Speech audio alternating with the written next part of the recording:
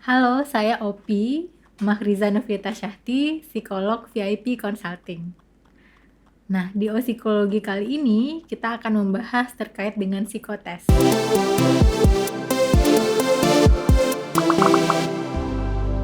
Sebagai seorang psikolog, tentu akrab dengan yang namanya psikotes.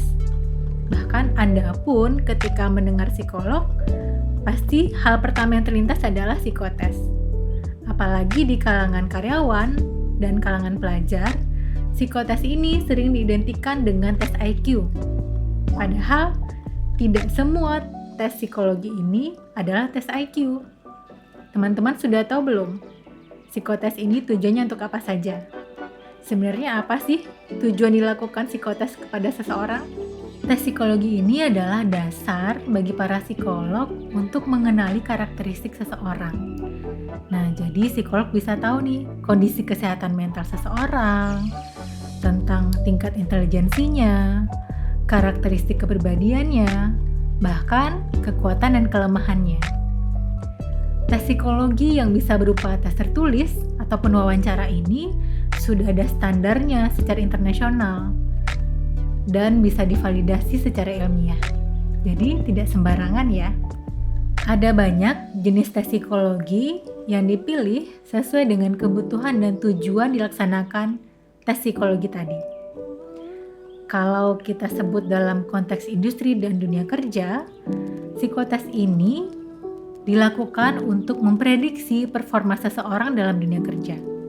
Sementara secara medis, psikotes ini bisa dilakukan untuk mengenali kondisi kesehatan mental seseorang dan dapat membantu psikolog untuk menentukan intervensi atau saran yang lebih baik terhadap kondisi kesehatan mental orang tersebut.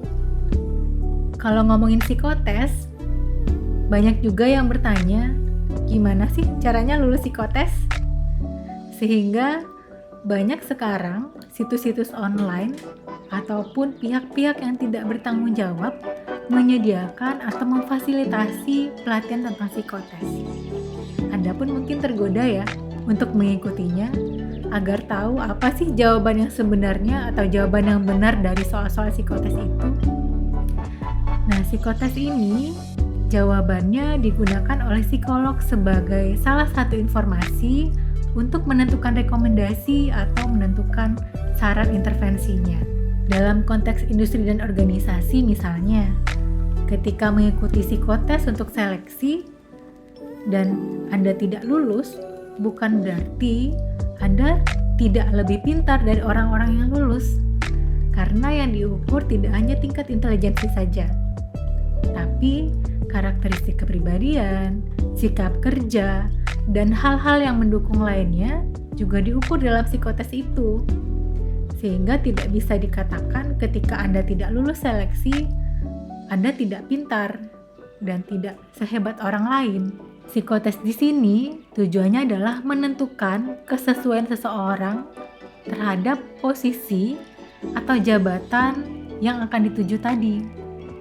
Sehingga ketika Anda tidak lulus seleksi tadi, artinya Anda tidak efektif atau tidak optimal dalam posisi atau dudukan atau jabatan tadi. Nah, mungkin saja di pekerjaan lain Anda bisa lebih optimal, lebih efektif, dan bisa memaksimalkan potensi diri Anda sebenarnya. Jadi, psikotes bukanlah sesuatu yang perlu ditakuti, perlu ditaklukkan, atau perlu dipelajari. Yang penting adalah ketika akan psikotes, usahakan untuk menjaga kesehatan fisik Anda agar tetap fit, sehingga ketika menjalankan psikotes, Anda dapat memaksimalkan atau menampilkan potensi terbaik dari diri Anda. Jadikan psikotes ini sebagai wadah untuk mengeksplorasi diri, sehingga dapat membantu psikolog untuk memotret kondisi Anda yang sebenarnya. Sekian dulu ya penjelasan saya terkait dengan psikotes. Mudah-mudahan ini bisa meluruskan paradigma kita terhadap psikotes yang berkembang luas di masyarakat saat ini. Kalau ada komentar atau saran atau pertanyaan terkait dengan isu psikologi, jangan lupa tulis di kolom komentar ya. Sampai jumpa di episode berikutnya.